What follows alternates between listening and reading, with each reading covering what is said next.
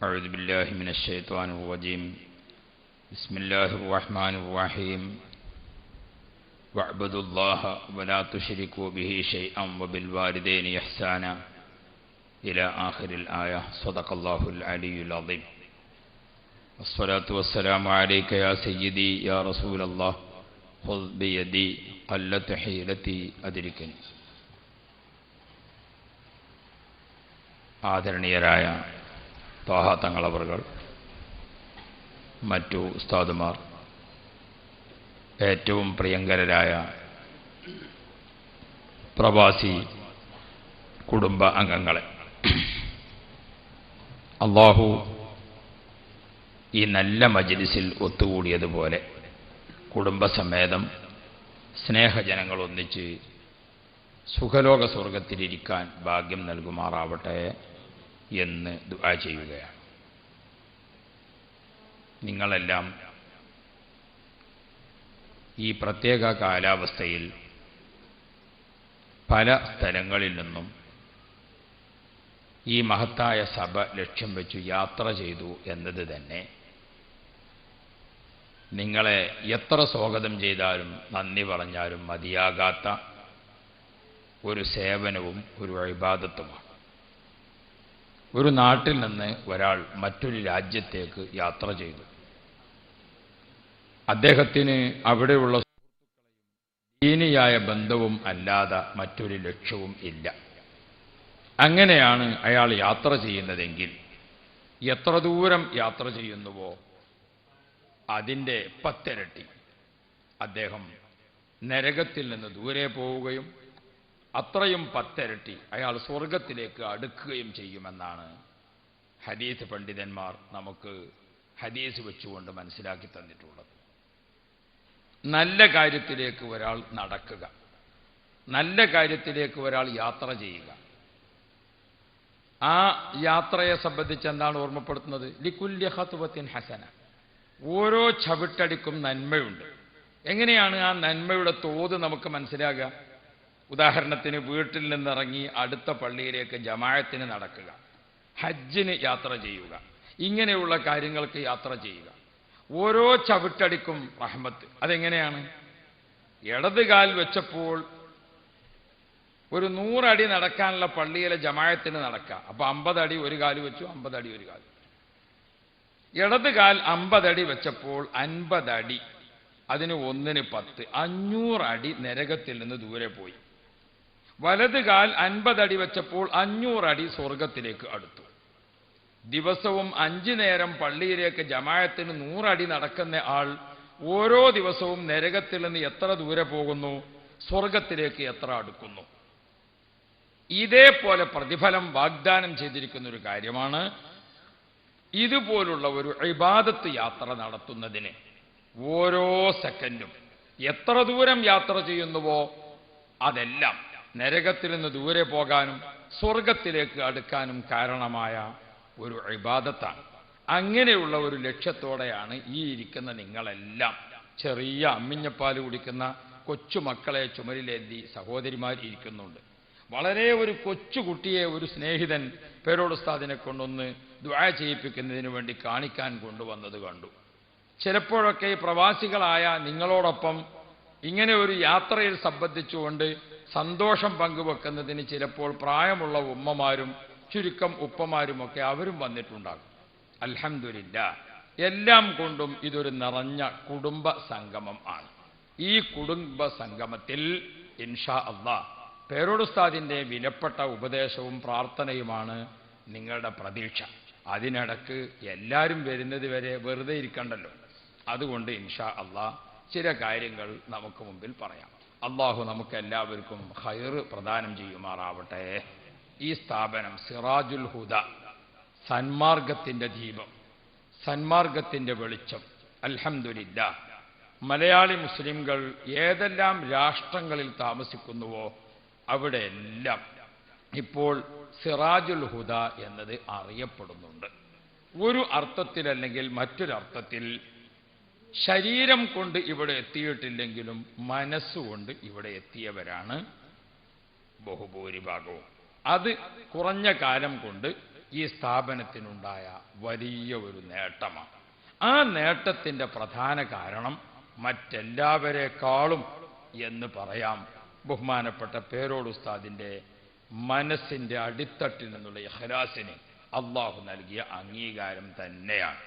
ആ അംഗീകാരത്തോടു കൂടെയുള്ള ആഫിയത്ത് ദീർഘായുസോടു കൂടെ കൊടുത്ത് അള്ളാഹു അവരെയും നമ്മയും അനുഗ്രഹിക്കുമാറാവട്ടെ എന്ന് പ്രാർത്ഥിച്ചുകൊണ്ട് പ്രവാസികളെ, 2 വർഷം 3 വർഷമൊക്കെ ഗൾഫ് രാഷ്ട്രത്തിൽ താമസിച്ച് 40 ദിവസം 30 ദിവസം 2 മാസം ഇങ്ങനെയൊക്കെയുള്ള ലീവിന് വരുമ്പോൾ ഇങ്ങനെ ഒരു അവസരം ലഭിക്കുക എന്നത് നിങ്ങളുടെ ജീവിതത്തിൽ ഒരു നിധി തന്നെയാണ്. പ്രവാസികളായ സുഹൃത്തുക്കൾക്ക് പരസ്പരം അവരുടെ സുഖദുഃഖങ്ങൾ പങ്കുവെക്കാൻ,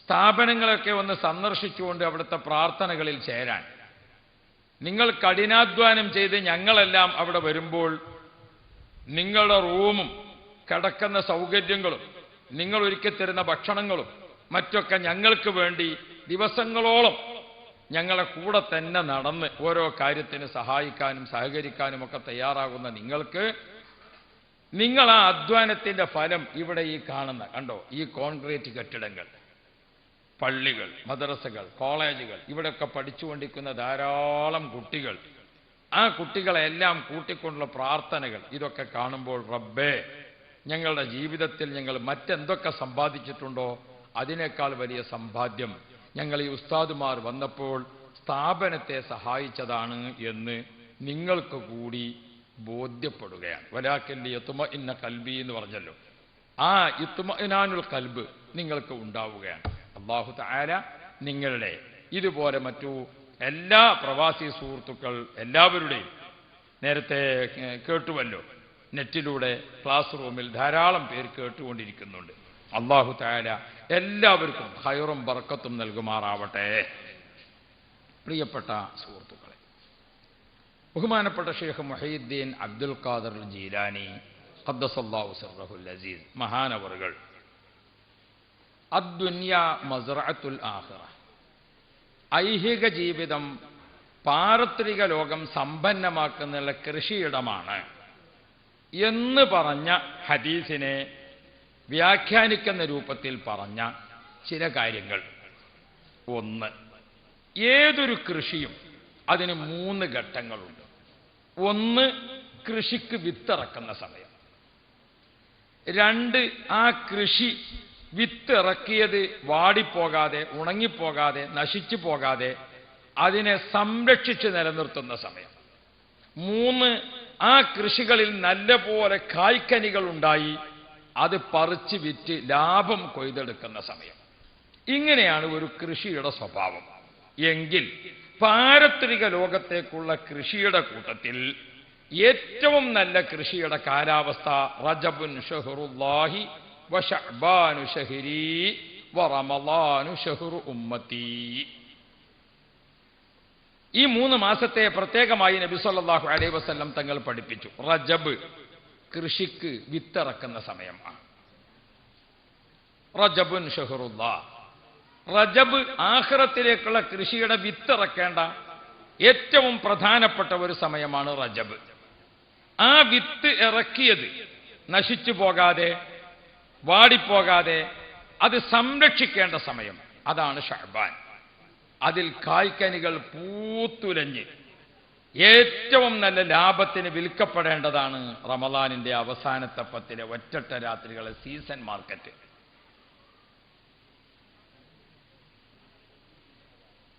റജബ് മാസത്തിന്റെ തുടക്കം, ആരംഭ റസൂലുള്ളാഹി സ്വല്ലല്ലാഹു അലൈഹി വസല്ലമ തങ്ങളുടെ പ്രകാശം. ആദം നബി അലൈഹിസ്സലാം മുതൽക്ക് ഇങ്ങോട്ട് മിൻ സുൽബി നബിയിൻ ഇലാ സുൽബി നബിയിൻ ഹത്താ സിർതു നബിയ്യ, ഒരു നബിയിൽ നിന്ന് അടുത്ത നബിയിലേക്ക് റസൂലുള്ളാഹിയുടെ ആ പ്രകാശത്തെ ഇങ്ങനെ അള്ളാഹു കൊണ്ടുവന്നിട്ട് അത് അബ്ദുള്ള തങ്ങളിൽ നിന്ന് ആമിന ബിബിയുടെ ഗർഭാശയത്തിലേക്ക് നീങ്ങാനുള്ള തുടക്കം അത് റജബിലായിരുന്നു. ലോകത്ത് അള്ളാഹുവിന്റെ സൃഷ്ടികളിൽ ഒരാൾക്കും അള്ളാഹു കൊടുത്തിട്ടില്ലാത്ത മഹാഭാഗ്യം, അള്ളാഹുവിനോട് നേരിട്ട് അഭിമുഖ സംഭാഷണത്തിന് അവസരം കൊടുത്തു നബി സല്ലല്ലാഹു അലൈഹി വസല്ലമ തങ്ങൾക്ക് അത് റജബിലായിരുന്നു. അള്ളാഹുവിനെ അംഗീകരിച്ച് വിശ്വസിക്കുന്ന അടിമകളും അംഗീകരിക്കാത്ത അടിമകളും തമ്മിൽ വേർതിരിക്കുന്ന ഇബാദത്താണ് നിസ്കാരം. അത് അള്ളാഹു നൽകിയത് റജബിലാണ്. വിത്തിറക്കാൻ ഏറ്റവും പറ്റിയ ടൈം ഇതാണെന്ന് ഏറ്റവും പ്രധാനപ്പെട്ട ഈ 3 സംഭവങ്ങളിലൂടെ നമ്മെ ബോധ്യപ്പെടുത്തി തന്നത് മുഹീദ്ദീൻ ഷേഖ് തങ്ങൾ നമ്മെ ഒന്നുകൂടി ഉണർത്തുന്നത് കാണാം. രണ്ടാമത്, കൃഷിയിൽ വെച്ചുകൊണ്ട് നാം ഒരു ബിസിനസ്സോ ഒരു കൃഷിയോ ഒക്കെ ചെയ്യുമ്പോൾ ഏറ്റവും ലാഭകരമായ കൃഷിയാണ് നമ്മൾ ആദ്യം ശ്രദ്ധിക്കുക. ഏറ്റവും ലാഭം കിട്ടുന്നത് ഏതാണ്? എന്നാൽ ഈ ശഅബാൻ മാസത്തിലാണ് അല്ലാഹു തആല ഏറ്റവും ലാഭമുള്ള കൃഷി നമുക്ക് പഠിപ്പിച്ചു തന്നത്. അതേതായിരുന്നു? കളിയിലും കാര്യത്തിലും തമാശയിലും നടത്തത്തിലും ഇരുത്തത്തിലും ഉറക്കത്തിൽ പോലും ശുദ്ധിയിലും അശുദ്ധിയിലും കുട്ടിയും വലിയവരും വ്യത്യാസമില്ലാതെ ആര് ചൊല്ലിയാലും പ്രതിഫലം കിട്ടുന്ന ഇബാദത്താണ് നബി മുഹമ്മദുർ റസൂലുള്ളാഹ് മുത്തനബി സല്ലല്ലാഹു അലൈഹി വസല്ലം തങ്ങളുടെ പേരിലുള്ള സ്വലാത്ത്. ആ സ്വലാത്താകുന്ന പാരത്രിക ലോകത്തേക്കുള്ള കൃഷി അല്ലാഹു സുബ്ഹാനഹു വ തആല സമ്പന്നമായി നമുക്ക് നൽകിയത് ഈ ശഅബാൻ മാസത്തിലാണ്. കണ്ടോ? അങ്ങനെ എല്ലാം കൊണ്ടും സമ്പന്നമായ ശഅബാൻ കഴിയുമ്പോൾ റമളാനു ശരീഫ്. അപ്പൊ ഞാൻ ഓർമ്മപ്പെടുത്തുന്നത്, ഈ പ്രവാസി സംഗമത്തിൽ നാം ഒത്തുകൂടിയിരിക്കുന്നത് പാരത്രിക ലോകത്തേക്കുള്ള കൃഷി ഏറ്റവും കൂടുതൽ സമ്പന്നമാക്കി നിർത്തേണ്ട ശഅബാനിലാണ്. അതുകൊണ്ട് തന്നെ ആ പാരത്രിക കൃഷിയിലേക്ക് ഉപകരിക്കുന്ന ചില കാര്യങ്ങൾ നിങ്ങളെ മുമ്പിൽ വെക്കാനാണ് ഉദ്ദേശിക്കുന്നത്. ധാരാളമായി ക്ലാസുകളും ചർച്ചകളും കേട്ട് പരിചയം ഉള്ള എൻ്റെ പ്രവാസി സുഹൃത്തുക്കളോട് പരിശുദ്ധ ഇസ്ലാം നമ്മെ പഠിപ്പിക്കുന്ന ആശയങ്ങളിൽ 2 രൂപത്തിലുണ്ട്. ഒന്ന്, സൃഷ്ടാവും നമ്മളും നേരിട്ട് ബന്ധപ്പെട്ട കാര്യങ്ങൾ. 2, സൃഷ്ടാവുമായി ബന്ധപ്പെട്ടത് തന്നെ സൃഷ്ടികളെ കൂടി പങ്കാളികളാക്കി ചെയ്യേണ്ട കാര്യങ്ങൾ. ഉദാഹരണത്തിന്, നോമ്പ് എടുക്കുക അള്ളാഹുമായി നേരിൽ ബന്ധപ്പെട്ട ഇബാദത്താണ്. നോമ്പ് എടുത്തവനെ തുറപ്പിക്കുക അള്ളാഹുവിന്റെ സൃഷ്ടിയെ കൂടി കൂട്ടി ചെയ്യേണ്ട ഇബാദത്താണ്. ഇങ്ങനെ രണ്ടും ചേർന്ന്, സൃഷ്ടികളുമായി ബന്ധപ്പെട്ട് ചേർന്നതും അള്ളാഹുമായി നേരിൽ ബന്ധപ്പെട്ടതും രണ്ടും ചേർന്നതാണ് പരിശുദ്ധ ഇസ്ലാം പഠിപ്പിച്ചിരിക്കുന്ന ആരാധനകൾ. നമ്മുടെ കൂട്ടത്തിൽ 2 തരം ആളുകളെ കാണാം. ചില ആളുകൾ എന്ത് ചെയ്യും? നിസ്കാരം, നോമ്പ്, ദിക്ർ, സ്വലാത്ത് ഗംഭീര, പക്ഷെ ഒരാൾക്കും ഒരു ഉപകാരം അയാൾ ചെയ്യൂല. വേറെ ചില ആളുകൾ അങ്ങോട്ടും ഇങ്ങോട്ടും സഹായിക്കാനും ഉപകാരങ്ങളൊക്കെ ചെയ്യാനും വളരെ തൽപരനാണ്, പക്ഷേ ഒരു വഖത്ത് നിസ്കരിക്കാൻ അയാളെ കിട്ടൂല. ഇവർ രണ്ടിൽ സ്വർഗത്തേക്ക് പോണ ആളാരാണ്? നമ്മൾ തമ്മിൽ അറിയാത്ത പ്രവാസികളൊന്നുമല്ലല്ലോ. നിങ്ങളിങ്ങനെ ബേജാറായി ഇരിക്കേണ്ട കാര്യമൊന്നുമല്ല. നിങ്ങൾ മൈസറയിൽ ഏടിട്ടിയ മാതിരി ആ കൂടെ ബേജാറായിട്ട് എന്താ സംഭവിക്കുക പഠിച്ചോനെ എന്നുള്ള ആ രീതിയിൽ ഇരിക്കുമെന്നും വേണം. നമ്മൾ ലത്തീഫാജി അറിയുന്ന ആൾക്കാരല്ലേ ഒക്കെ, സൗദി മുതൽക്ക് അതായിരിക്കുന്ന സൗദിക്കാർ. അപ്പോൾ എല്ലാവരും നമ്മൾ അറിയുന്ന ആളുകൾ തന്നെയാണ്. ആരാ സ്വർഗത്തേക്ക് പോണ ആള് ഈ കൂട്ടത്തിൽ? നമ്മളങ്ങനെ ഉണ്ടാതിരുന്നുകൊണ്ട് രക്ഷപ്പെടും. ഞങ്ങളുടെ നാട്ടിൽ പണ്ട് മുഫത്തിഷ് വന്നു. മദ്രസന്ന് കുട്ടികളോട് ചോദിച്ചു, സ്കൂളിൻ്റെ 14ാമത്തെ ഫർള ഏതാന്ന് ചോദിച്ചു. അപ്പം 2 കുഞ്ഞുങ്ങൾ എഴുന്നേറ്റിട്ട് പറഞ്ഞു, ഞങ്ങളിവിടെ ഈ പുഴയിൽ ഇറങ്ങിയിട്ട് മുങ്ങലാണ്. പിന്നെ 13, 14 നോക്കേണ്ട കാര്യമില്ലല്ലോ. അപ്പോൾ നിങ്ങളങ്ങനെ മുങ്ങാങ്ങളെ വിടൂല. അപ്പോൾ ഇരിക്കട്ടെ. ഞാൻ ഓർമ്മപ്പെടുത്തുന്നത്, അഷ്റഫുൽ മഖ്ലൂഖ് മുഹമ്മദ് മുസ്തഫ സ്വല്ലല്ലാഹു അലൈഹി വസല്ലം ദീൻ നമുക്ക് കാണിച്ചു തന്നതാണ്. ദീൻ നമ്മുടെ മുമ്പിൽ വരച്ച് പഠിപ്പിച്ചതാണ്. ദീനിയായ ജീവിതം എങ്ങനെയെന്ന് മാതൃക കാണിച്ചതാണ്. ആ മാതൃകയിൽ 2: 1 അള്ളാഹുമായി നേരിൽ ബന്ധപ്പെട്ടത്, 2 അള്ളാഹുവിന്റെ സൃഷ്ടികളെ കൂടി കൂട്ടി ബന്ധപ്പെട്ടത്. ഇത് രണ്ടും അംഗീകരിച്ചു പോകുന്നവരാരോ അവരാണ് സ്വർഗത്തിലേക്ക് യാത്ര ചെയ്യുന്നവർ. ഒന്നെടുത്തു, ഒന്ന് ഉപേക്ഷിച്ചു, ഒന്നുപേക്ഷിച്ചു, ഒന്നെടുത്തു. ഇവർ 2 ആളും വിശ്വാസം പൂർണ്ണമായവരല്ല, അവരുടെ കർമ്മങ്ങളും പൂർണ്ണമായവരല്ല. അള്ളാഹുവിൽ വിശ്വസിക്കുന്ന ആൾ അള്ളാഹു പറഞ്ഞ 2ഉം ചെയ്യണം. അത് വിശുദ്ധ ഖുർആൻ 3 ആയത്തുകളിലൂടെ തുടരെ പഠിപ്പിച്ചത് കാണും. ഈ ആശയത്തെ നമുക്ക് മനസ്സിലാക്കി തരുന്ന 3 ആയത്തുകൾ നമുക്ക് കാണും. ഒന്ന്, അത്തിഉല്ലാഹ വ അത്തിഉർ റസൂൽ.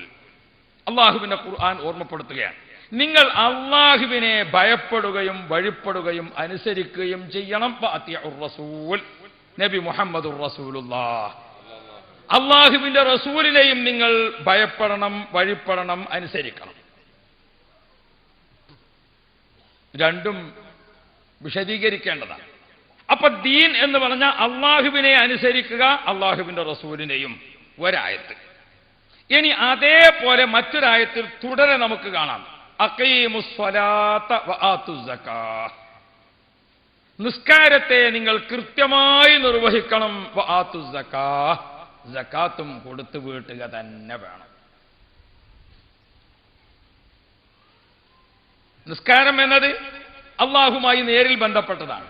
സക്കാത്ത് അള്ളാഹുവിന്റെ സൃഷ്ടികളെ കൂടി കൂട്ടിയിട്ട് ചെയ്യേണ്ടതാണ്. അഖീമുസ്സലാത്ത വ ആത്തുസ് സക്കാത്ത്.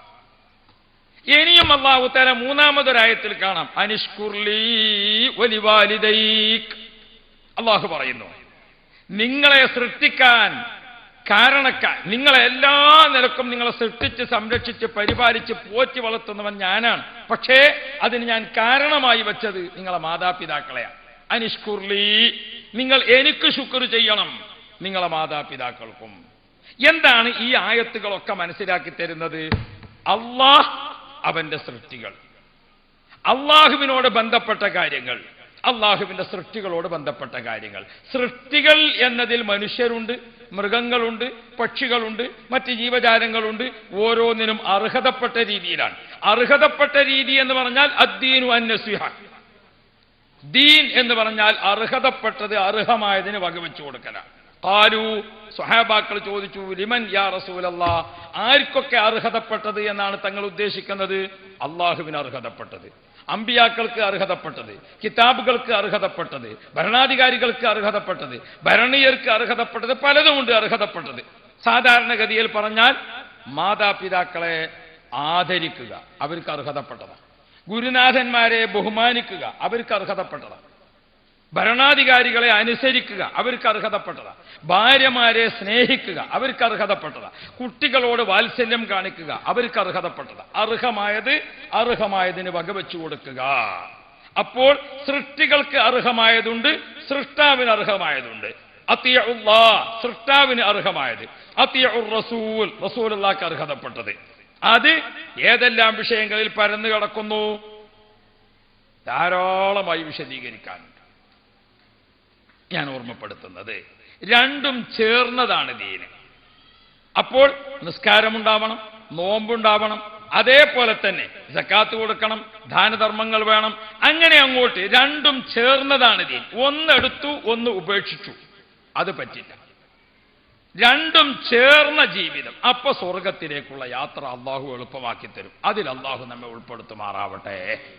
അങ്ങനെയുള്ള അള്ളാഹുമായി ബന്ധപ്പെട്ടതിൽ വിശ്വാസത്തിന് ശേഷം ഏറ്റവും പ്രധാനപ്പെട്ട കർമ്മം നിസ്കാരമാണെങ്കിൽ, സൃഷ്ടികളുമായി ബന്ധപ്പെട്ടതിൽ ഏറ്റവും പ്രധാനപ്പെട്ട കടമ നിൽക്കുന്നത് മാതാപിതാക്കളോടാണ്.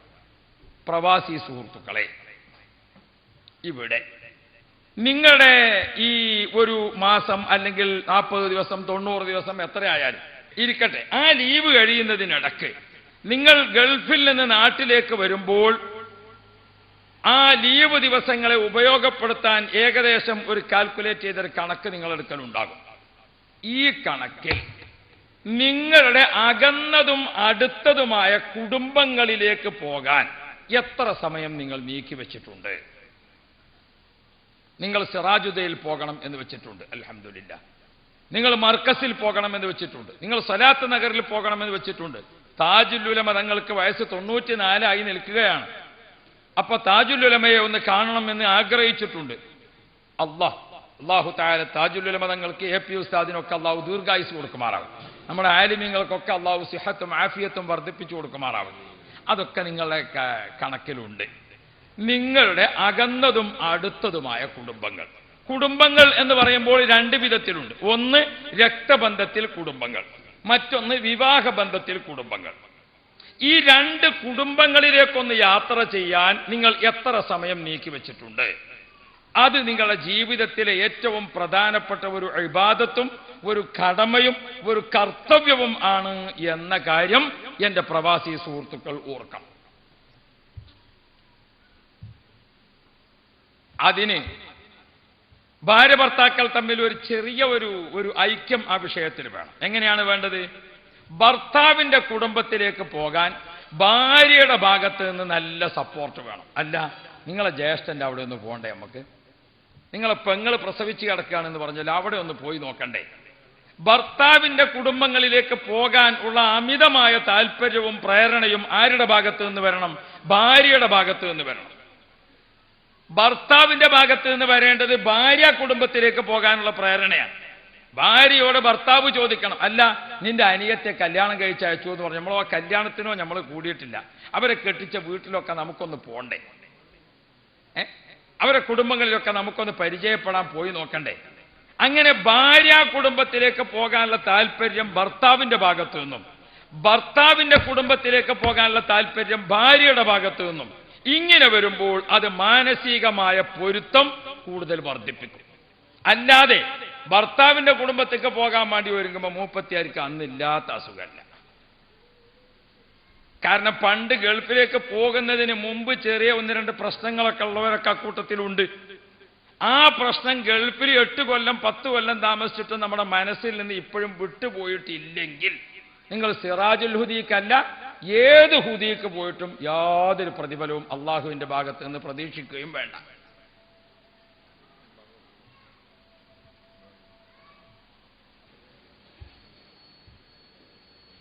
കുടുംബ സംഗമം എന്ന ഈ പ്രത്യേകമായ മജ്‌ലിസിൽ ഞാൻ ആ വിഷയം ഒന്ന് ഊന്നിപ്പറയുന്നത്, ഇന്നത്തെ കാലഘട്ടങ്ങളിൽ അത് കുറഞ്ഞു വരികയും അള്ളാഹുവിന്റെ ഖുർആനും ഹദീസുകളും ചരിത്രങ്ങളും നോക്കിയാൽ പ്രതിഫലങ്ങളുടെ കൂമ്പാരങ്ങളെ കൊണ്ട് നിറഞ്ഞു നിൽക്കുകയും ചെയ്യുന്ന വിഷയമാണ് കുടുംബം. അതുകൊണ്ട് പ്രവാസി സുഹൃത്തുക്കളെ, നിങ്ങളുടെ ഈ ലീവ് ദിവസങ്ങളിൽ കുടുംബങ്ങൾ സന്ദർശിക്കാൻ വേണ്ടി മാത്രം നിങ്ങൾ പ്രത്യേകമായ ദിവസങ്ങൾ നീക്കിവെക്കണം. നിങ്ങൾക്ക് അവിടെ പോകാനുണ്ട്, ഇവിടെ പോകാനുണ്ട്, ശരി, എല്ലാ സ്ഥലത്തും പോകണം.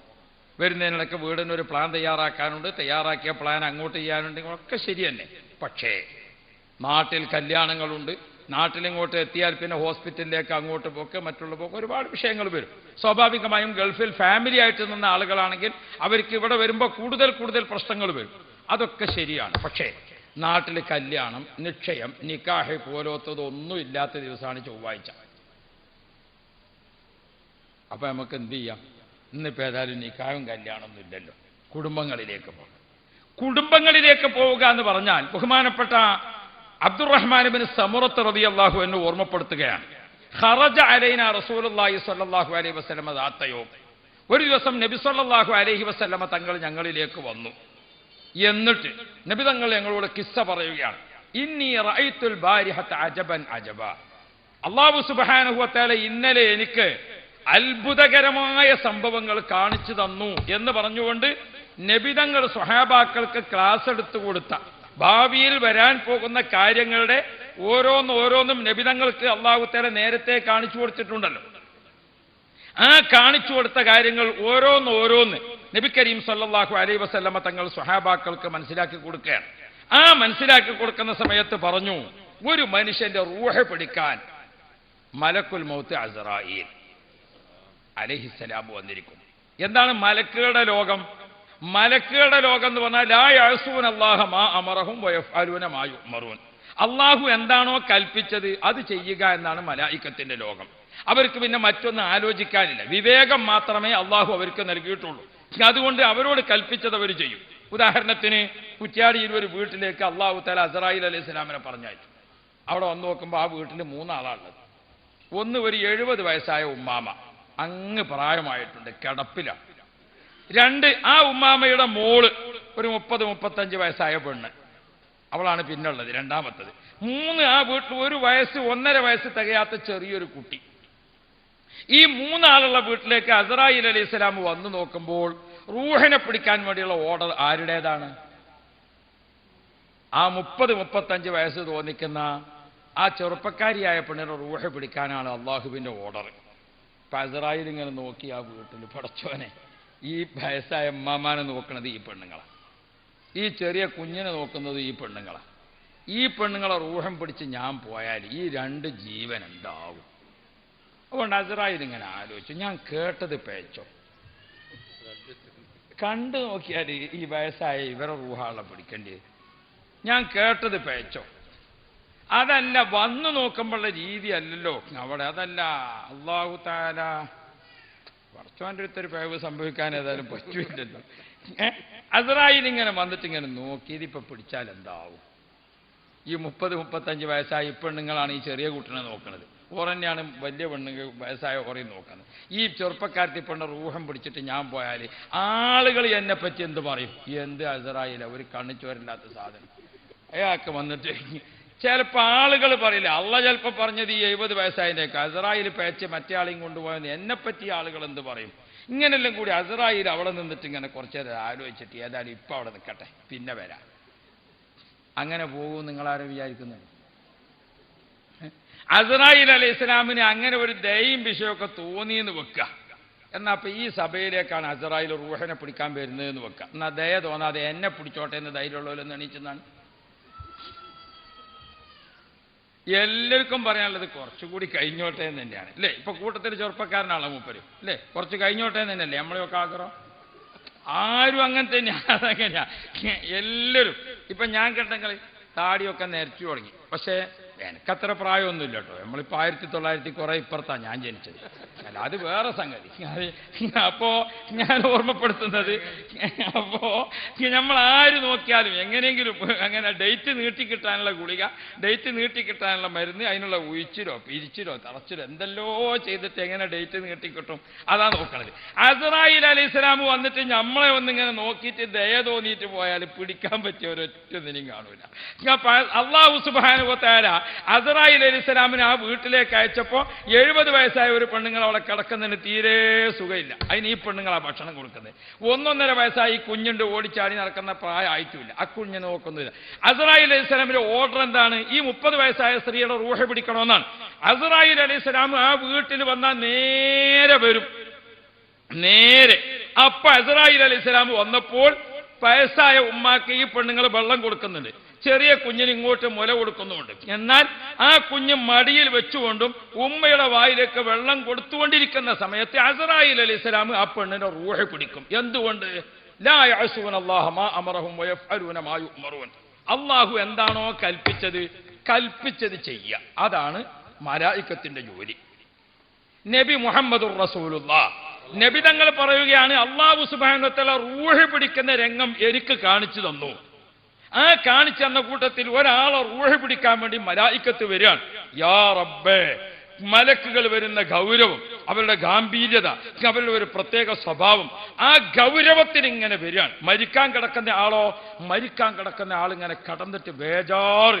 സുബ്ഹാനല്ലാഹ്, അയാളെ നാവ് വായിലുണ്ട്, മിണ്ടാൻ പറ്റുന്നില്ല. അയാളെ കണ്ണ് തള്ളിയിട്ടുണ്ട്, അയാളെ നെറ്റി ആകെ വിയർക്കുന്നുണ്ട്. സുബ്ഹാനല്ലാഹ്, ബേജാറായിക്കൊണ്ടാണ് അയാൾ നിൽക്കുന്നത്. റൂഹ് പിടിക്കാൻ വേണ്ടി വന്ന മലക്കിനെ കണ്ടുകൊണ്ട് ബേജാറായി വിഷമിച്ച് കിടക്കുന്ന അദ്ദേഹത്തിനെ നബി മുഹമ്മദുർ റസൂലുള്ളാഹ് ഫജാഅഹു ബിർറുൽ വാലിദൈൻ, റൂഹിനെ പിടിക്കുന്ന അദ്ദേഹത്തിന്റെ അടുക്കലേക്ക് അസ്രായേൽ അലൈഹി ഇസ്ലാം വന്നപ്പോ ഇയാളിങ്ങനെ വിറവിറച്ച് കിടക്കുമ്പോൾ അയാളെ സഹായിക്കാൻ അവിടെ എത്തിയത് ജീവിതകാലത്ത് അയാൾക്ക് മാതാപിതാക്കൾക്ക് ചെയ്തു കൊടുത്ത ഗുണം അദ്ദേഹത്തെ ആശ്വസിപ്പിക്കാൻ, അദ്ദേഹത്തെ സമാധാനിപ്പിക്കാൻ, ബിർറുൽ വാലിദൈൻ, ആ മാതാപിതാക്കൾക്ക് ചെയ്തു കൊടുത്തിരിക്കുന്ന ഗുണം എന്ന ഇബാദത്തുണ്ടല്ലോ, അത് അദ്ദേഹത്തെ സമാധാനിപ്പിക്കുകയാണ്. അസ്രായേൽ വന്നിട്ടുണ്ടെങ്കിലും മോനെ പേടിക്കണ്ട, നീ ഉമ്മാന്റെ പൊരുത്തമുള്ള കുട്ടിയല്ലേ, നീ ബാപ്പാന്റെ പൊരുത്തമുള്ള മോളല്ലേ, നീ പേടിക്കണ്ട. അസ്രായേൽ അലൈഹിസ്സലാം ബിർറുൽ വാലിദൈൻ, മാതാപിതാക്കൾക്ക് ഗുണം ചെയ്യുക എന്ന ഇബാദത്ത് ഒരാൾ കണിശമായി പാലിച്ചാൽ റൂഹ് പിടിക്കുന്ന സമയത്ത്, അസ്രായേൽ അലൈഹിസ്സലാം റൂഹ് പിടിക്കുന്ന സമയം എത്രയോ ഗൗരവം കുറഞ്ഞ്, എത്രയോ അവനെ ആശ്വസിപ്പിച്ച്, എത്രയോ സമാധാനിപ്പിച്ചുകൊണ്ടായിരിക്കും അവന്റെ റൂഹ് പിരിയുക.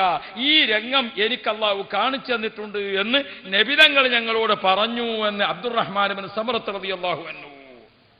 പ്രിയപ്പെട്ട സഹോദരന്മാരെ, അല്ലാഹുമായി ബന്ധപ്പെട്ട നമ്മുടെ കടമകൾ, വഅബ്ദുല്ലാഹ വലാ തുശ്രികൂ ബിഹി ശൈആ, നിങ്ങൾ അള്ളാഹുവിനെ ആരാധിക്കാവൂ. അള്ളാഹു അല്ലാത്ത ഒരാളെയും ആരാധനയിൽ ചെറുതായും വലുതായും ചേർക്കാൻ പാടില്ല. വിഗ്രഹങ്ങളെ മുന്നിൽ വെച്ചും ചേർക്കാൻ പാടില്ല, വിഗ്രഹങ്ങളെ മനസ്സിൽ വെച്ചുകൊണ്ടും ചേർക്കാൻ പാടില്ല. അള്ളാഹുവിനെ ആരാധന പാടുള്ളൂ. ഇത് കണിശമായി പഠിപ്പിച്ചിരിക്കുന്ന ഖുർആൻ പറയുന്നത് വബിൽ വാലിദൈനി ഇഹ്സാനാ, മാതാപിതാക്കൾക്ക് നിന്നിൽ നിന്ന് ഗുണമേ കിട്ടാവൂ. നിന്റെ ഉമ്മാക്കും ഉപ്പാക്കും നിന്നിൽ നിന്ന് സന്തോഷകരമായ മുഖം, സന്തോഷമുള്ള സംസാരം, സന്തോഷമുള്ള വർത്തമാനം, അങ്ങനെ നിന്റെ മാതാപിതാക്കളെ പൊരുത്തം വാങ്ങാൻ നിനക്ക് സാധിച്ചാൽ അതിന്റെ ഗുണം അനുഭവിക്കുന്നതിൽ ഏറ്റവും പ്രധാനമായി നിനക്ക് ലഭിക്കുന്നത് നിന്റെ റൂഹ് പിടിക്കാൻ അസ്റായിൽ ഗൗരവത്തിൽ പുറപ്പെട്ടതാണ്. പക്ഷേ ഗൗരവത്തിൽ പുറപ്പെട്ടിരിക്കുന്ന അസ്റായിൽ അലൈഹിസ്സലാം അടുത്തേക്ക് എത്തുന്തോറും ഗൗരവം കുറഞ്ഞ് കുറഞ്ഞ് കുറഞ്ഞ് എന്തേ കുറയാൻ? ബിർറുൽ വാലിദൈൻ. ചിലരെങ്കിലും ജനങ്ങളെ കൂട്ടത്തിൽ മാതാപിതാക്കളോടുള്ള ഏറ്റവും വലിയ ഉത്തരവാദിത്വം നിർവഹിക്കുന്നതിൽ പാകപ്പിഴവുകളോ പോരായ്മകളോ കഠിനമായ തെറ്റുകളോ സംഭവിക്കുന്നുണ്ട് എന്നത് ഞാൻ എൻ്റെ പ്രവാസി സുഹൃത്തുക്കളോട് വളരെ ഗൗരവത്തിൽ ഉണർത്തുകയാണ്. ഇനിയും ഒരു കാര്യം അക്കൂട്ടത്തിൽ നിങ്ങൾ പ്രത്യേകം ശ്രദ്ധിക്കണം. എന്താണത്? കുടുംബം എന്ന ഒരു സംഗതി നിങ്ങളെ മക്കൾക്ക് അറിയാതെ പോകുന്നുണ്ട്. കുടുംബം എന്ന ഒരു സംഗതി മക്കൾക്ക് അറിയാതെ പോകുന്നുണ്ട്. പ്രവാസി ജീവിതത്തിൽ നിങ്ങൾ താമസിക്കുന്ന ഒരു വില്ല അല്ലെങ്കിൽ നിങ്ങൾ താമസിക്കുന്ന ഒരു ഫ്ലാറ്റ്, ആ ഫ്ലാറ്റിൽ അപ്പുറത്ത് പാകിസ്ഥാനി, ഇപ്പുറത്ത് ബംഗാളി, അപ്പുറത്ത് വേറെ ഏതെങ്കിലും ആൾ, അങ്ങനെ പോയി. നിങ്ങൾ താമസിക്കുന്ന വില്ലയിൽ അപ്പുറത്ത് ഒരു പക്ഷേ മലയാളി ഒരു കുടുംബം ഉണ്ടെങ്കിൽ ഒരു തിരുവനന്തപുരക്കാരൻ, ഒരു നാദാപുരത്തുകാരൻ.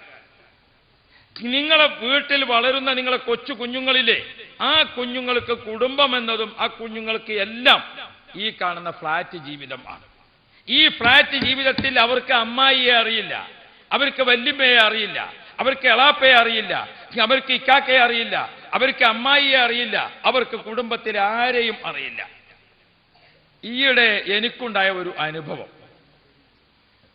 രണ്ട് പ്രവാസി കുടുംബങ്ങൾ തമ്മിൽ നടക്കാൻ പോകുന്ന ഒരു വിവാഹ ബന്ധം. നിശ്ചയത്തിന്റെ സഭയിൽ ഇരിക്കുമ്പോൾ ഒരു പ്രായമുള്ള കാരനവർ ചോദിച്ചു, ഉസ്താദേ എന്തിനാണ് ഇപ്പോൾ ഇവിടെ കൂടിയത് എന്ന് ചോദിച്ചു. ഞാൻ ചോദിച്ചു, എന്തേ നിങ്ങൾ അങ്ങനെ ചോദിക്കാൻ കാരണം? എന്നെ ഇതിലേക്ക് വിളിച്ചിട്ട് വന്നതല്ല, ഞാൻ ഒരു സംഗതി അറിഞ്ഞിട്ട് വന്നതാണ്. എന്തേന്ന് ചോദിച്ചു. ഞാൻ കേട്ടത് നിങ്ങളിവിടെ കൂടിയത് ഈ രണ്ട് കുടുംബങ്ങൾ തമ്മിൽ അവിടുത്തെ പെൺകുട്ടിയെ ഈ കുട്ടിയെ കൊണ്ട് കല്യാണം കഴിപ്പിക്കുന്ന നിശ്ചയത്തിന് കൂടിയതാണെന്ന്. ഇവർ തമ്മിൽ മുലകുടി ബന്ധമുള്ള കുടുംബങ്ങളാണ്, അത് എനിക്കറിയുന്ന സത്യമാണ്. അതുകൊണ്ട് ഉസ്താദെ ഇവർ തമ്മിൽ ബന്ധപ്പെടാൻ പറ്റില്ല. ഓർത്തു നോക്കണം നിങ്ങൾ. നാട്ടിലുള്ള പഴമക്കാരും പ്രായമുള്ളവരുമായി നമ്മുടെ ബന്ധം അകലുമ്പോൾ നമുക്ക് ചരിത്രം അറിയാതെ പോവുകയാണ്. ചരിത്രം എന്നത് ഒരു കാലഘട്ടത്തിന്റെ പാഠം ആണ്. ആ പാഠം നാം മനസ്സിലാക്കാതെ പോയാൽ നമുക്ക് ജീവിതത്തിൽ പല അപകടങ്ങളും സംഭവിക്കും. ഒന്ന്, ഒരു ചെറുപ്പക്കാരന് ഏതോ നാട്ടിൽ നിന്ന് വന്ന് മറ്റൊരു നാട്ടിൽ കല്യാണം കഴിച്ചു. ഒരു കുട്ടിയായ ശേഷം അയാൾ ആ പെണ്ണിനെ ഉപേക്ഷിച്ച് പോയി. അയാൾ വേറെ ഒരു നാട്ടിൽ പോയിട്ട് പിന്നൊരു കല്യാണം കഴിച്ചു. അവിടെ ഒരു കുട്ടിയുണ്ടായി. ആദ്യത്തിൽ ഒരു ആൺകുട്ടിയുണ്ടായി, മറ്റേതിൽ ഒരു പെൺകുഞ്ഞുണ്ടായി. അത് പെൺകുഞ്ഞൊക്കെ ആയ ശേഷം അവിടെയും അയാൾ വിട്ടുപോയി. ഈയിടെ ഉണ്ടായ ഒരു സംഭവം. എന്നിട്ടോ കുറെ കാലങ്ങൾ പിന്നിട്ട് പെൺകുട്ടിയെ പഠിച്ചവൾ +2-ലെത്തി, ആൺകുട്ടി പഠിച്ച് ഡിഗ്രിയൊക്കെ കഴിഞ്ഞു, കല്യാണാലോചനകളായി. ആലോചനകൾ നടക്കുന്നതിനിടയ്ക്ക് ബ്രോക്കർമാരങ്ങനെ ആലോചിച്ച് പിടിച്ച് അവർ വന്നിട്ട് പറഞ്ഞു, ഇങ്ങനെ ഒരു പെൺകുട്ടിയുണ്ട് അവിടെ, വാപ്പ ചെറുപ്പത്തിൽ ഉപേക്ഷിച്ചു പോയതാണ്. അപ്പൊ ഏകദേശം കുഫു വെക്കുമ്പോൾ ഒരു ആൺകുട്ടി ഇവിടെ ഉണ്ട്, വാപ്പ ചെറുപ്പത്തിൽ ഉപേക്ഷിച്ചു പോയതാണ്. അന്വേഷിച്ചു, നിക്കാഹ് കഴിഞ്ഞു. അവരെ ഭാര്യ ഭർത്തൃ ജീവിതത്തിൽ 2 കുട്ടികൾ ജനിച്ചു. 2 കുട്ടികൾ ജനിച്ച ശേഷം ഉപേക്ഷിച്ചു പോയിരിക്കുന്ന വാപ്പ അങ്ങനെ അന്വേഷിച്ച് വരികയാണ്, മക്കളെയും തേടി. അങ്ങനെ അന്വേഷിച്ച് വന്ന് നോക്കുമ്പോൾ ആദ്യം കല്യാണം കഴിച്ച വീട്ടിലെത്തി. അവിടെ ഇയാൾ വന്ന് നോക്കുമ്പോൾ അയാളെ മകൻ വലുതായിട്ടുണ്ട്, കല്യാണമൊക്കെ കഴിച്ചു, 1-2 കുട്ടികളൊക്കെ ഉണ്ട്. റാഹത്ത് അൽഹംദുലില്ലാഹ്. അവിടുന്ന് ഇയാൾ എന്ത് ചെയ്തു? പിറ്റേ ദിവസം അവിടെ നമുക്കൊരു മകളുണ്ട്, ഓളെ കാണാൻ പോകാന്ന് പറഞ്ഞിട്ട് കൂട്ടിക്കൊണ്ടേയി. കൂട്ടി അവിടെ ചെന്ന് നോക്കുമ്പോൾ ഏതാണ്? ഇയാളെ മകൾ തന്നെയാണിത്. ആദ്യത്തെ ആ ഭാര്യയിലെ മകളെയാണ് ഈ ഭാര്യയിലെ മകൻ കല്യാണം കഴിച്ചിരിക്കുന്നത്. നാട്ടിലുള്ള കാരണവന്മാരും പ്രായമുള്ളവരും തമ്മിലുള്ള ബന്ധങ്ങൾ നമുക്കിടയിൽ കണ്ണി അറ്റുപോകുന്നത് കൊണ്ട് ചരിത്രം അറിയാതെ പോകുന്നു. നിങ്ങൾ 8 വർഷമോ 10 വർഷമോ 20 വർഷമോ ഒക്കെ ഗൾഫ് രാജ്യത്ത് താമസിച്ച് പിന്നെ നാട്ടിലേക്ക് വരുമ്പോൾ ഒരു അന്യതാത്വം നിങ്ങൾക്ക് നിലനിൽക്കുകയാണ്. കാരണം ഉമ്മയെ പലർക്കും അറിയാം, ഉപ്പയെ പലർക്കും അറിയാം. ഈ ഉമ്മാക്കും ഉപ്പാക്കും ഗൾഫിൽ ജനിച്ചിരിക്കുന്ന ഈ കുട്ടികൾക്ക് അങ്ങോട്ട് ആരെയും അറിയില്ല, കുട്ടികളെ ആർക്കും ഇങ്ങോട്ടും അറിയില്ല. ഈ ഒരു അവസ്ഥ നമ്മുടെ കുടുംബ ബന്ധത്തെ എത്രമാത്രം താറുമാറാക്കുന്നു എന്നത് എന്റെ പ്രവാസി കുടുംബങ്ങളെ വളരെ ഗൗരവത്തിൽ നാം കാണണം. അതുകൊണ്ട് തന്നെ എപ്പോൾ ലീവിന് വന്നാലും നമ്മുടെ കുടുംബങ്ങളിലേക്ക് കുട്ടികളെ ചേർത്തുകൊണ്ടുള്ള യാത്ര മറ്റെല്ലാറ്റിനേക്കാളും വലിയ ഇബാദത്ത് യാത്രയാണ് കേട്ടോ എന്ന് എന്റെ പ്രിയപ്പെട്ടവരോട് ഞാൻ ഉണർത്തുകയാണ്. 1. രണ്ടാമത്തത്, ഉമ്മമാരോട് ഞാൻ പ്രത്യേകം ഉണർത്തുന്നു. നിങ്ങളെ മടിത്തട്ടിൽ വളരുന്ന കുഞ്ഞുങ്ങൾക്ക് നിങ്ങൾ ബോധ്യപ്പെടുത്തി കൊടുക്കണം, ഉപ്പാക്ക് ഇന്ന കുടുംബങ്ങളൊക്കെ നാട്ടിൽ ജീവിച്ചിരിപ്പുണ്ട്, ഉമ്മാക്ക് ഇന്ന കുടുംബങ്ങളൊക്കെ നാട്ടിൽ ജീവിച്ചിരിപ്പുണ്ട്. എങ്ങനെ? ഒരു കുട്ടിയുണ്ടായി, ഒരു പെണ്ണ്, ഭാര്യ ഭർത്തൃ ബന്ധത്തിൽ ഒരു കുഞ്ഞ് ജനിച്ചു. ആ കുഞ്ഞിങ്ങനെ 1.5-2 വയസ്സൊക്കെ ആയ സമയത്ത് രണ്ടാമതൊരു കുഞ്ഞുണ്ടാകുകയാണ്. സ്വാഭാവികമായും ചില കുട്ടികൾക്കൊക്കെ രണ്ടാമതുണ്ടായ കുഞ്ഞിനോട് ദേഷ്യ. മൂത്ത കുട്ടിക്ക് ചെറിയ കുട്ടിയോട് ദേഷ്യമാണ്. ഓനൊന്ന് ഉള്ളലും ഉമ്മാൻ്റെ അടുത്ത് കിടക്കുന്നത് കാണുമ്പോൾ ഓനെ ഉപദ്രവിക്കലും മറ്റുമൊക്കെ പല കുട്ടികളും. ഇതിന് മനഃശാസ്ത്രജ്ഞന്മാർ ഒരു ചികിത്സ പറയുന്നുണ്ട്. എന്താ പറയുന്നത്? ഉമ്മാക്ക് രണ്ടാമത്തെ ഗർഭമാകുമ്പോൾ ആദ്യത്തെ കുട്ടിയോട് ഉമ്മ പറഞ്ഞു കൊടുക്കണം, മോനെ നിനക്കൊരു കൊച്ചനുജൻ ജനിക്കാൻ പോകുന്നുണ്ട്, നിനക്കൊരു കുഞ്ഞു പെങ്ങൾ ജനിക്കാൻ പോകുന്നുണ്ട്. ആ കുഞ്ഞ് ജനിച്ചാൽ നിന്നെ കാക്ക എന്ന് വിളിക്കും, ആ കുഞ്ഞ് ജനിച്ചാൽ നിന്നെ ഇത്താത്ത എന്ന് വിളിക്കും എന്നിങ്ങനെ ജനിക്കാൻ പോകുന്ന കുഞ്ഞിനെ കുറിച്ച് ജനിച്ച കുട്ടിക്ക് ഉമ്മ സന്തോഷ വാർത്ത കൊടുത്തുകൊണ്ടേയിരിക്കണം. അപ്പോ ഒരു പയറ്, ആ പയറിങ്ങനെ തോല് പൊളിച്ചുകൊണ്ടിരിക്കുകയാണ് ആര്? ഉമ്മ.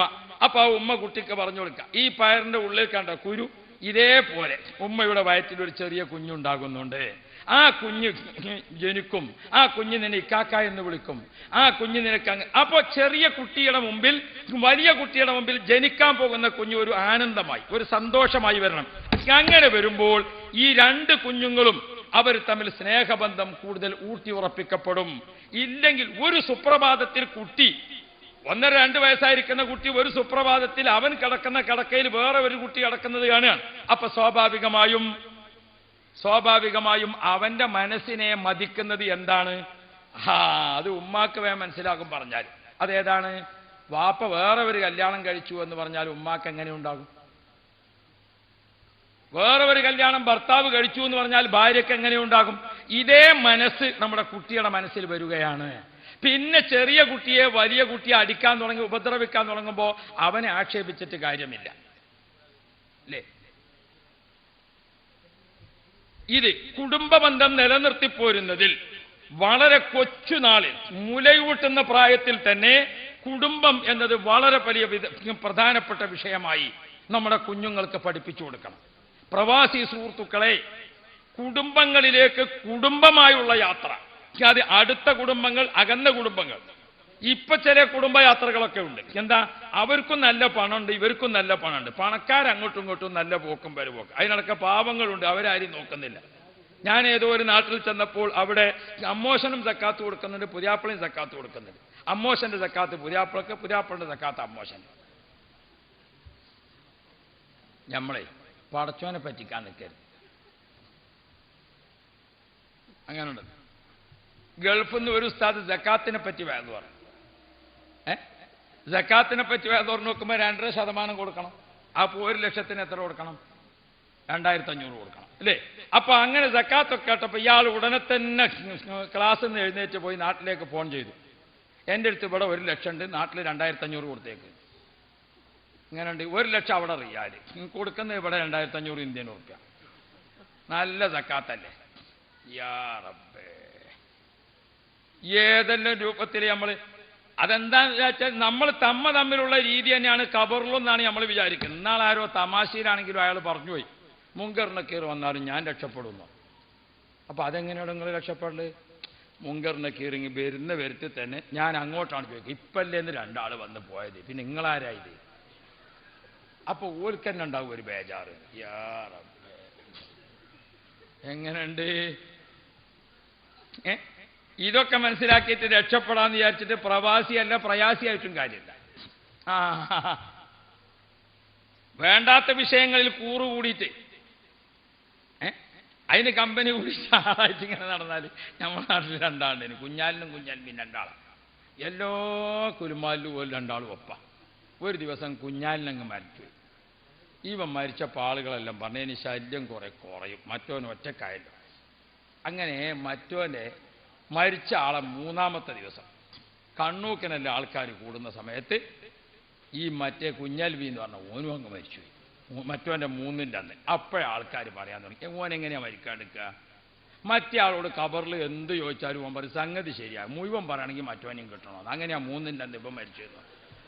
മാണ്ടാത്തീര് കൂറ് കൂടിയിട്ട് വെറുതെ കണ്ണൂക്കിൻ്റെ അന്ന് മരിക്കാൻ നിൽക്കണ്ട, നല്ല നിലക്ക് ജീവിച്ചോളി. അള്ളാഹു നമുക്ക് ഖൈർ നൽകുമാറാവട്ടെ. ഇനി അതിന് സനതുണ്ടോയെന്ന് ചോദിക്കേണ്ടത് ആവശ്യമാകുമ്പം വേറെ പറയാം, ഇരിക്കട്ടെ. അപ്പോൾ ഹബീബ് മുഹമ്മദുർ റസൂലുള്ളാഹ് നബി തങ്ങൾ നമ്മെ ഓർമ്മപ്പെടുത്തുന്നത് എന്താണ്? അസ്റായീൽ അലൈഹിസ്സലാം റൂഹ് പിടിക്കാൻ വേണ്ടി വരുന്ന സമയത്ത് ഗൗരവം കുറക്കാനും റൂഹ് ശരീരത്തിൽ നിന്ന് പിരിയുന്നതിന് എളുപ്പമാർഗമാകാനും റൂഹ് പിരിയുന്ന സമയത്ത് നമുക്കൊരാശ്വാസം ലഭിക്കാനും രണ്ടിനും പറ്റിയ വിഷയം ഫജാഅഹു ബിർറുൽ വാലിദൈൻ, മാതാപിതാക്കൾക്ക് ഗുണം ചെയ്യുക എന്ന കാര്യം അവനെ റൂഹ് പിരിയുന്ന സമയത്ത് സഹായമാണ്. 1. രണ്ടാമത്തെ നബി മുഹമ്മദുർ റസൂലുള്ളാഹി നബി തങ്ങൾ പറയുകയാണ്, റൂഹൊക്കെ പിരിഞ്ഞ് മഹ്ശറാമുറ്റത്തെത്തി. അള്ളാഹുവിന്റെ റസൂൽ പറയുന്നു, ഈ നബി തങ്ങൾ പറയാം, എനിക്ക് അള്ളാഹു കാണിച്ചു തന്നു. എന്താണ്? വറഅയ്തു റജുലൻ മിൻ ഉമ്മത്തി യുകല്ലിമുൽ മുഅ്മിനീന വലാ യുകല്ലിമൂനഹു. മഹ്ശർ കോർട്ടിൽ ഇങ്ങനെ വന്നപ്പോ ഒരാൾ മഹ്ശറാമുറ്റത്ത് ഇങ്ങനെ നടന്നിട്ട് എല്ലാവരോടും അസ്സലാമു അലൈക്കും അസ്സലാമു അലൈക്കും, എല്ലാവരോടും ഇയാളിങ്ങനെ സലാം ചെല്ലലും ഭയങ്കര. ആരും ഇങ്ങോട്ട് സലാം അടക്കുന്നില്ല, അയാളോട് ഒരു ലോകിയുമില്ല. എങ്ങനെയുണ്ട്? നിങ്ങൾ ഓർത്തു നോക്കി, നമ്മളിപ്പോൾ ഈ സഭയ്ക്ക് വന്നപ്പോൾ എല്ലാവർക്കും അസുഖം, ആരും നമുക്ക് കൈ തരുന്നില്ല, നമ്മളൊക്കെ അലൈക്കും സലാമില്ല, ഒന്നുമില്ല. നമ്മളെ വയലിച്ച് എത്ര ഉണ്ടാവും, എത്ര വിഷമിച്ചു പോകും നമ്മൾ. മഹ്ശർ കോർട്ടിൽ ഒരാളിങ്ങനെ നടക്കുന്നു, അയാൾ എല്ലാവരോടും അങ്ങോട്ട് ലോകം കാണിക്കുന്നുണ്ട്, ആരും അദ്ദേഹത്തോട് ഇങ്ങോട്ട് ലോകം ചെയ്യുന്നില്ല. റഅയ്തു റജുലൻ മിൻ ഉമ്മത്തി, എന്റെ ഉമ്മത്തിൽപ്പെട്ട ഒരാൾ മഹ്ശർ മുറ്റത്ത് മുട്ടിത്തിരിയുകയാണ്. യുകല്ലിമുൽ മുഅ്മിനീന വലാ യുകല്ലിമൂനഹു, ആളുകളോടൊക്കെ അവൻ അങ്ങോട്ട് സ്നേഹം പ്രകടിപ്പിക്കുന്നുണ്ട്, ആരും ഇങ്ങോട്ട് സ്നേഹം പ്രകടിപ്പിക്കുന്നില്ല. ഇയാൾ ഏറെ പ്രയാസപ്പെട്ട് നിൽക്കുന്ന ആ സമയത്ത് ഫജാഅതുഹു സിലത്തുർ റഹ്മി ഫഖാലത്ത് യാ മഅ്ശറൽ മുഅ്മിനീൻ കല്ലിമൂഹു ഫകല്ലമൂഹു. മഹ്ശർ കോർട്ടിൽ അതാ ഒരു പ്രഖ്യാപനം വരുന്നു. എല്ലാവരും ഇയാളെങ്ങനെ അകറ്റി നിർത്തുകയാണ്. അയാൾ മാനസികമായി ഏറെ പ്രയാസപ്പെടുകയാണ്. ആ സമയത്ത് അതാ മഹ്ശർ കോർട്ടിൽ ഒരു പ്രഖ്യാപനം വരുന്നു. എന്താണ് പ്രഖ്യാപനം വരുന്നത്? യാ മഅ്ശറൽ മുസ്ലിമീൻ, മുസ്ലിം സമൂഹമേ, മുസ്ലിം സമൂഹമേ. ആരാണ് അത് വിളിക്കുന്നത്? ഫജാഅതുഹു സിലത്തുർ റഹ്മി, കുടുംബ ബന്ധം, കുടുംബങ്ങളിലേക്ക് യാത്ര ചെയ്ത ആൾ, കുടുംബങ്ങളെ വിളിച്ച് സൽക്കാരം നടത്തിയ ആൾ, കുടുംബ ബന്ധത്തിന് വില കൽപ്പിച്ച ആൾ, അകന്നതും അടുത്തതുമായ കുടുംബ ബന്ധം നിലനിർത്തിയ ആളുള്ളല്ലോ. സിലത്തുർ റഹ്മ, കുടുംബ ബന്ധം നിലനിർത്തുക എന്ന ഇബാദത്ത്, ആ ഇബാദത്താണ് ഉറക്കെ വിളിച്ചു പറയുന്നത്. ജനങ്ങളെ, നിങ്ങൾക്ക് സലാം ചൊല്ലുന്ന ആൾ, നിങ്ങൾക്ക് കൈതരുന്ന ആൾ, അയാൾ ഭൂമിയിൽ താമസിക്കുന്ന സമയത്ത് കുടുംബങ്ങളെ നോക്കിയ ആളാണ്, കുടുംബത്തെ സംരക്ഷിച്ച ആളാണ്, കുടുംബങ്ങളെ സ്നേഹിച്ച ആളാണ്, കുടുംബങ്ങളിലേക്ക് യാത്ര ചെയ്ത ആളാണ്, കുടുംബങ്ങളെ വിളിച്ച് സൽക്കാരം നടത്തുന്ന ആളാണ്. സിലത്തുർ റഹം, കുടുംബ ബന്ധം നിലനിർത്തിയ ആളാണ്. അതങ്ങ് കേൾക്കുമ്പോഴേക്കും മഹ്ശർ കോർട്ടിൽ സ്വാലിഹീങ്ങൾ അദ്ദേഹത്തെ വാരിപ്പുണരുകയാണ്, അദ്ദേഹത്തിന് സ്വീകരണം കൊടുക്കുകയാണ്, അയാൾക്ക് വലിയ അംഗീകാരം മഹ്ശറാമുറ്റത്ത് ലഭിക്കുകയാണെന്ന് മുഹമ്മദുർ റസൂലുള്ളാഹി. കുടുംബം അത് വളരെ പ്രധാനമാണ്. നിസാരമായ എന്തെങ്കിലുമൊക്കെ കാര്യങ്ങൾക്ക് വേണ്ടി നമുക്കിടയിൽ ഉണ്ടായിരിക്കുന്ന ഒരു തർക്കത്തെ കാലാകാലം മനസ്സിൽ ഒരു കറയായി നിൽക്കുന്നത് സഹോദരനോ സഹോദരിയോ ആർക്കും നല്ലതല്ല.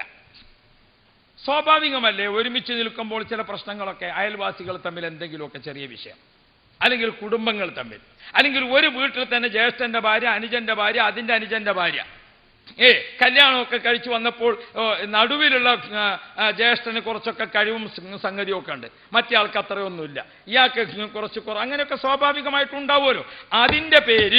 അതിന്റെ പേരിലൊക്കെ എന്തെങ്കിലുമൊക്കെ സ്വാഭാവികമായ അസ്വാരസ്യങ്ങൾ.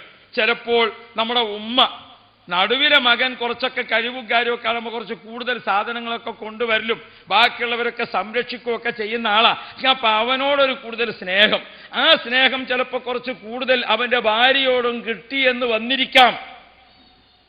അത് അന്ന് ഉമ്മയിൽ നിന്ന് വന്ന ഒരു സംഭവമാണ്. 10 കൊല്ലം പ്രവാസിയായി താമസിച്ചിട്ടും ഇപ്പോഴും മനസ്സിൽ നിന്ന് ആ വിഷമം നീങ്ങിയില്ല എന്ന് പറഞ്ഞാൽ പിന്നെ അതെന്ത് പ്രവാസിയാണ്? നമ്മൾ അറബികളെ കുറിച്ച് കേൾക്കുന്നുണ്ട്, അവർക്ക് മനസ്സിൽ എത്ര വെറുപ്പുണ്ടായാലും പിറ്റേ ദിവസം രാവിലെ കാണുമ്പോൾ അസ്സലാമു അലൈക്കും കൈഫ ഹാലക ഹബീബി അല്ലാഹു തആല ഉംറക അല്ലാഹു യഅതിക ലാഫിയ, 2 ദുആയും ഒരു സലാമും കൊടുത്താൽ ഓൻ്റെ മനസ്സിലുള്ളതൊക്കെ തീർന്ന്. ആ മനസ്സ് അവർക്കുള്ളത് കൊണ്ടാണ് നമ്മളൊക്കെ അവിടെ നിലനിൽക്കുന്നത്. ഒരു പൊട്ടന്മാരായതുകൊണ്ട് നിലനിൽക്കല്ല നമ്മൾ. അത് അവർക്ക് ആ മനസ്സുള്ളത് കൊണ്ടാണ് നമ്മൾ മുഴുവനും അവിടെ നിലനിന്ന് പോരുന്നത്. പക്ഷെ നമുക്ക് ഏതോ കാലത്ത് സംഭവിച്ചിരിക്കുന്ന ഒരു കറ മനസ്സിന്ന് പോണില്ല, അല്ലേ ആചാര്യ? പോണുണ്ടോ? ഹജ്ജിന് പോകാൻ വേണ്ടി ഒരുങ്ങി തൗബ ചെയ്ത് പൊരുത്തപ്പെടിപ്പിച്ച് എല്ലാം ആയി മക്കത്തെത്തി, അറഫയിൽ പോയി, മുസ്ദലിഫ കഴിഞ്ഞ് മിനയിലെത്തി,